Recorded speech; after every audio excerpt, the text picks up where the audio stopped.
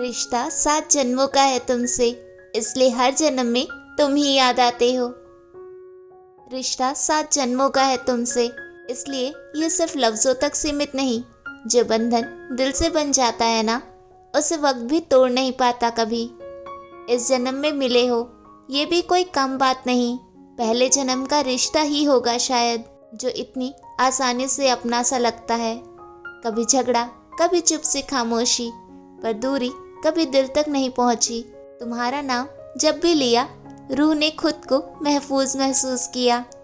7 जन्म का मतलब साथ रहना नहीं, 7 जन्म का मतलब निभाना होता है। चाहे हर जन्म अलग अलग हो, पर रिश्ता वही रह जाता है। रिश्ता 7 जन्मों का है तुमसे, इसलिए ये जन्मों का प्यार जैसा लगता है।